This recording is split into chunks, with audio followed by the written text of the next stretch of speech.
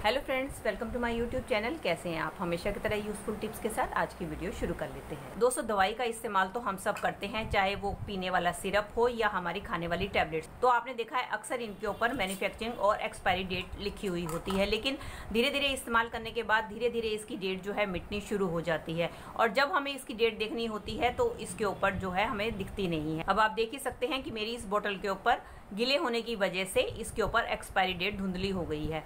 इस तरीके से मोस्टली हमारी जो सिरप की बॉटल्स होती हैं उनमें धीरे धीरे ये जो डेट है मिट जाती है और हमें पता ही नहीं चलता कि ये कब एक्सपायर हो गई है। और इस तरीके के एक्सपायरी दवाई का हम इस्तेमाल करते हैं जो कि हमारे लिए काफ़ी नुकसानदायक होता है। तो इसके लिए बहुत ही बढ़िया जुगाड़ लेकर आई हूँ कि आपने क्या करना है। आपने लेना है एक मोबाइल फ़ोन और मोबाइल फ़ोन लेने के बाद आपने इसकी एक फ़ोटो खींच लेनी है।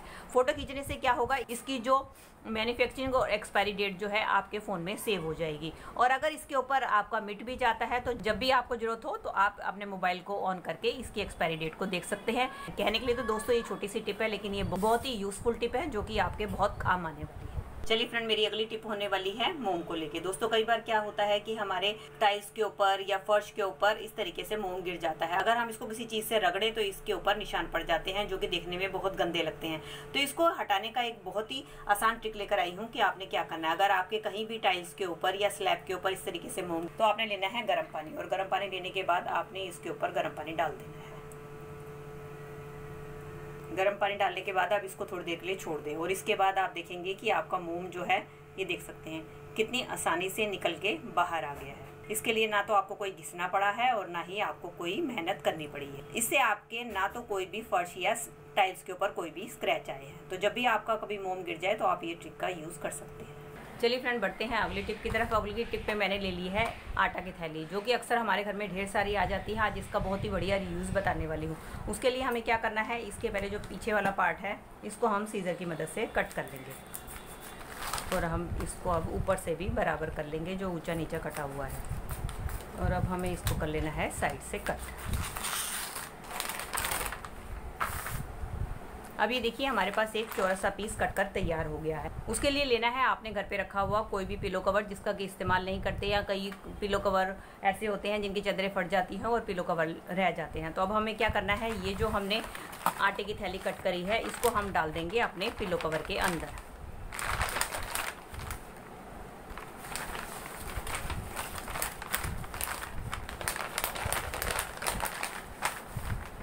ये देख सकते हैं दोस्तों, मैंने इसके अंदर डाल दिया है। अब इसका इस्तेमाल कहाँ करना है दोस्तों, अक्सर जब भी हम बर्तन मांजकर अपनी टोकरी के अंदर रखते हैं तो आपने देखा है बर्तनों का जो पानी है ड्रेन होकर टोकरी से नीचे गिरता है और हमारी सारी स्लैब के ऊपर इकट्ठा हो जाता है, जिसको कि हमें बार बार साफ करना पड़ता है।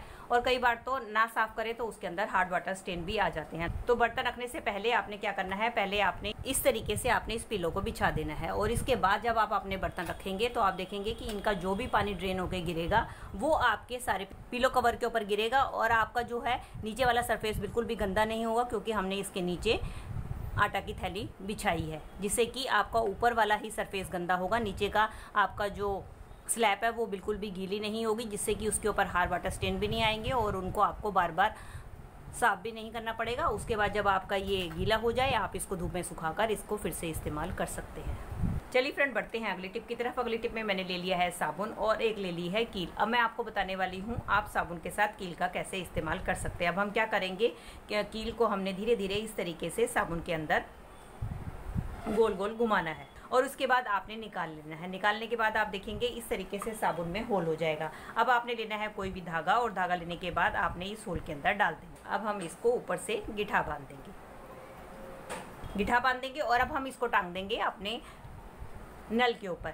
दोस्तों, अक्सर जब हम क्या करते हैं साबुन को यूज़ करने के बाद हम उसको सोप केस में रख देते हैं, जिसके कारण क्या होता है सोप केस के अंदर धीरे धीरे हमारा साबुन गलता चला जाता है, क्योंकि उसके अंदर साबुन का पानी ड्रेन नहीं हो पाता और हमारा साबुन नीचे से गीला रहता है और धीरे धीरे गलता चला जाता है। तो आप इस तरीके से इसको अपनी खूंटी के ऊपर टांग दें और जब भी आपको हाथ वॉश करना है तो आप इसकी मदद से हाथ वॉश करें, या अगर आपको नहाना भी है तो आप इसको खूंटी से उतार कर नहाने के बाद इसको वापस अपनी नल के ऊपर टांग दे। इससे आपका साबुन गलेगा भी नहीं और काफ़ी लंबे टाइम तक चलेगा। चलिए फ्रेंड, बढ़ते हैं अगली टिप की तरफ। मेरी अगली टिप होने वाली है इस तरीके के बॉक्सेस को लेके। जब भी हमारे घर में कोई भी स्वीट्स आती है तो उनके साथ इस तरीके का बॉक्स आता है, तो हम क्या करते हैं, अक्सर इसको उठाकर फेंक देते हैं। तो आज इसका बहुत ही बढ़िया रीयूज शेयर करने वाली हूँ। तो उसके लिए ले लें आप इस तरीके से रबड़ बैंड, और रबड़ बैंड लेने के बाद आपने क्या करना है, ये जो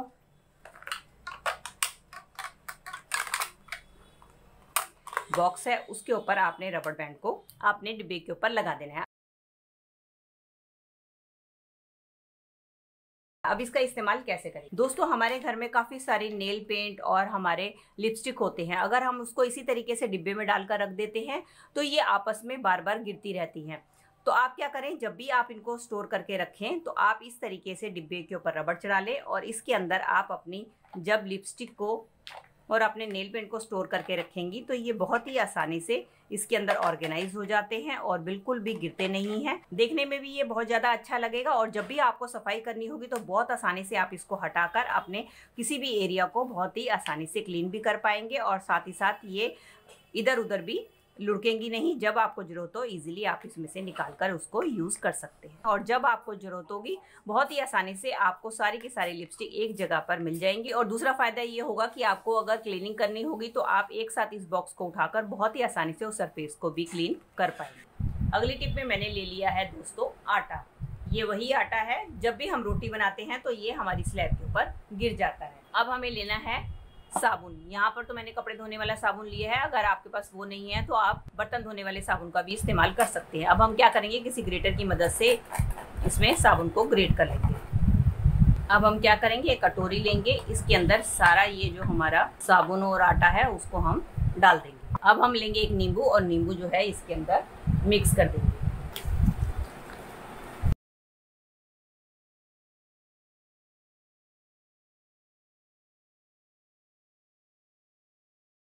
अब इसका इस्तेमाल करेंगे हम इस तरीके के बर्तनों को क्लीन करने के लिए, जिनके ऊपर हमारा इस तरीके का तांबे का पोषण लगा होता है, जो कि हम बहुत मेहनत करें वो क्लीन नहीं होता। तो आपने क्या करना है, ये जो आपने सोल्यूशन बनाया है इस तरीके से आपने इसके ऊपर डाल देना है और इसको सारी तरफ फैला देना है। फैलाने के बाद आपने कुछ देर के लिए इसको छोड़ देना है, और कुछ देर के बाद जब आप इसको क्लीन करेंगे तो आपका ये बर्तन बहुत ही अच्छी तरीके से क्लीन हो जाएगा।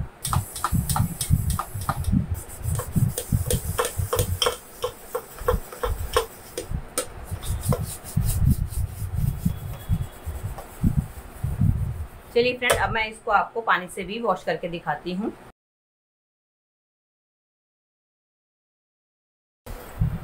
अब आप ये सोच रहे होंगे ये काला काला है, ये मेरी बहुत पुरानी हांडी है जिसके ऊपर ये पहले से निशान बना हुआ है। उसके अलावा आप देख सकते हैं कि मेरी हांडी का ये जो कॉपर वाला पार्ट था एकदम अच्छी तरीके से साफ हो गया है। इस तरीके से आप ये सॉल्यूशन बनाकर रख लें, और जब भी आपको इस तरीके से अपने तांबे के किसी भी बर्तन को क्लीन करना है तो आप ये चाहे तो आप इसको सॉल्यूशन को बनाकर एक बर्तन में रख सकती हैं, और जब भी आपको क्लीन करना हो इसके अंदर आपने थोड़ा सा नींबू या सिरका ऐड करना है, और इसके बाद आप अपने बर्तन को क्लीन करें तो जिद्दी से जिद्दी दाग भी आपके बहुत ही आसानी से इस सॉल्यूशन से साफ हो जाते हैं बिना घंटों रगड़े हुए। दोस्तों, आपने छन्नी से कभी लहसुन को छीला है? नहीं, तो आज मैं आपको बताने वाली हूँ किस तरीके से आप छन्नी से लहसुन को मिनटों में ही छीलकर तैयार कर सकते हैं। दोस्तों, अक्सर जब भी हम लहसुन को छीलते हैं तो आपने देखा है इसका ऊपर वाला हिस्सा काफ़ी टाइट होता है, जिसके कारण हमें इसे नाखूनों से छीलना पड़ता है, तो हमारे नाखूनों में बहुत ज़्यादा दर्द हो जाता है। कईयों को तो लहसुन छीलने से इतनी एलर्जी होती है कि इनका ये वाला पोर्शन सारा का सारा सूज जाता है। तो आज मैं आपके साथ जो ट्रिक शेयर करने वाली हूँ उसकी मदद से आप मिनटों में ही लहसुन को छील पाएंगे। उसके लिए ले आप कोई भी अपने घर पे रखी हुई इस तरीके से छलनी, और छलनी लेने के बाद आपने क्या करना है, इसका ये वाला हिस्सा है इसको आपने छलनी के ऊपर इस तरीके से रगड़ना है। जैसे ही आप रगड़ेंगे तो इसका ये वाला हिस्सा अपने आप फट जाएगा और लहसुन बहुत ही आसानी से छिल जाएगा। ये देखिए, मैंने मिनटों में ही लहसुन आपको छीलकर तैयार कर दिया। अब मैं आपको फिर से एक और लहसुन छीलकर बताती हूँ। ये देखिए, इस तरीके से आप लहसुन को जैसे छन्नी के ऊपर रगड़ेंगे ये आपका छिलका फट जाएगा और बड़ी आसानी से छिलका अलग हो जाएगा लहसुन से, और आप इसको छीलकर तैयार कर सकते हैं।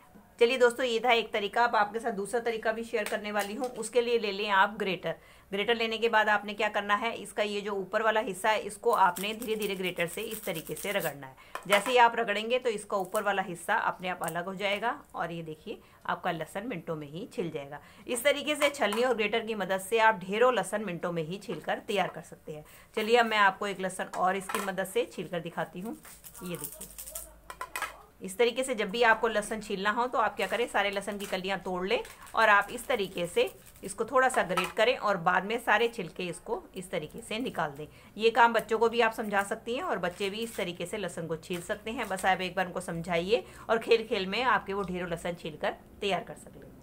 तो दोस्तों, ये थी मेरी आज की टिप्स। आई होप आपके लिए हेल्पफुल रही होंगी। तो दोस्तों, अगर आपको ये मेरी वीडियो अच्छी लगी है या थोड़ी सी भी हेल्पफुल लगी है तो प्लीज़ इसको लाइक, शेयर और कमेंट कीजिएगा और मेरे चैनल को भी बेल आइकन के साथ सब्सक्राइब कर दीजिएगा अगर आप इसी तरीके की और भी वीडियो देखना चाहते हैं तो। चलिए दोस्तों, मिलती हूँ नए टॉपिक और नई वीडियो के साथ। Till then take care and bye bye.